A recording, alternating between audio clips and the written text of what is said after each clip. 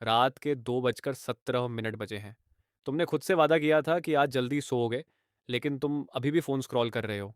एक रील और एक शॉर्ट्स और बस आखिरी बार इंस्टाग्राम चेक कर लेते हैं और अचानक 3:46 एएम हो जाते हैं। फिर तुम खुद से पूछते हो, क्या मैं लेज़ी हूँ?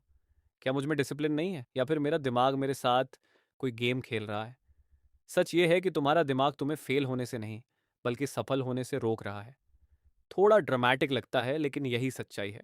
आज जो तुम्हारी प्रोक्रास्टिनेशन है, ओवर थिंकिंग है, रिलेशनशिप एंग्जाइटी है या करियर कंफ्यूजन है, ये सब अचानक नहीं होता। तुम्हारे अंदर दो सिस्टम काम कर रहे होते हैं। एक इमोशनल, फास्ट, सर्वाइवल मोड वाला सिस्टम और दूसरा slow, logical, future focused system. ज्यादातर समय इमोशनल सिस्टम जीत जाता है। मान लो तुमने कुछ पोस्ट किया और सिर्फ 10 लाइक्स आए, जबकि तुम 200 एक्सपेक्ट कर रहे थे। लॉजिकली तुम जानते हो कि ये बस नंबर्स हैं, लेकिन अंदर से अजीब सा हर्ट होता है। ऐसा इसलिए क्योंकि हजारों साल पहले सोशल रिजेक्शन का मतलब सर्वाइवल का खतरा था। आज बस लो एंगेजमेंट है, लेकिन तुम्हारा दिमाग इसे भी खतरे जैसा ट्रीट करता है। इसी वजह से तुम मैसेजेस ओवर थिंक करते हो, नए काम शुरू करने से डरते हो, टॉक्सिक सिचुएशंस में फंसे रहते हो और फेमिलियर दर्द को अनफेमिलियर ग्रोथ से ज्यादा सेफ समझते हो। फेमिलियर पेन तुम्हें प्रिडिक्टेबल लगता है, जबकि अनफेमिलियर सक्सेस रिस्की लगता है। शायद तुम्हारे साथ भी ऐसा हुआ होगा कि तुम जानते थे सिचुएशन गलत है, लेकिन चेंज करने की हिम्मत नहीं हुई। यही सर्वाइवल ब्रेन का खेल है। अब बात करते हैं डोपामीन की। डोपामाइन खुशी नहीं है, ये एंटिसिपेशन है, कुछ मिलने की उम्मीद। इसलिए प्लानिंग करना अच्छा लगता है, लेकिन एक्चुअल काम करना भारी लगता है। रील्स और नोटिफिकेशंस तुम्हें इंस्टेंट रिवॉर्ड देती हैं, लेकिन long term goals delayed reward देते हैं। तुम्हारा दिमाग क्विक रिवॉर्ड्स का आदी है, इसलिए मोटिवेशन कुछ दिनों बाद गायब हो जाती है। इसमें तुम कमज़ोर नहीं हो, तुम्हारा ब्रेन बस एफिशिएंसी चाहता है, कम एफर्ट में ज़्यादा रिवॉर्ड। लेकिन अगर तुमने अपने डोपामिन को कंट्रोल नहीं किया, तो ऐप्स और एल्गोरिदम्स तुम्हारा अटेंशन कंट्रोल करेंगे। और अगर तुम जागरूक नहीं हुए, तो एक दिन 30 की उम्र में पीछे मुड़कर सोचोगे, पिछले 10 साल कहाँ चले गए। लेकिन यहाँ से कहानी बदलती है।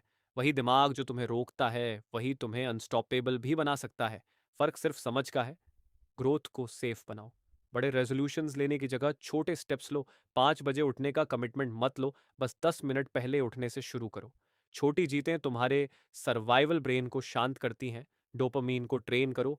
एफर्ट के बाद खुद को छोटे रिवॉर्ड्स दो, ताकि तुम्हारा ब्रेन मेहनत को प्लेजर से एसोसिएट करे। फ्रिक्शन कम करो।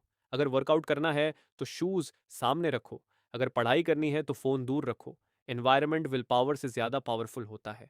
सबसे ज़रूरी बात यह है कि ग्रोथ से पहले जो एंग्जाइटी आती है, वो स्टॉप साइन नहीं है, वो डोरवे है। जब भी तुम कुछ बड़ा करने से पहले नर्वस होते हो, वो फेलियर का डर नहीं होता, वो आइडेंटिटी बदलने का डर होता है। तुम्हारा दिमाग तुम्हारे नए वर्जन से डरता है, लेकिन कॉन्फिडेंस पहले नहीं आता, एक्शन पहले आता है। जब तुम एक्शन लेते हो, तभी कॉन्फिडेंस बनता है। अगली बार जब तुम प्रोक्रास्टिनेट करो, खुद को ब्लेम मत करना।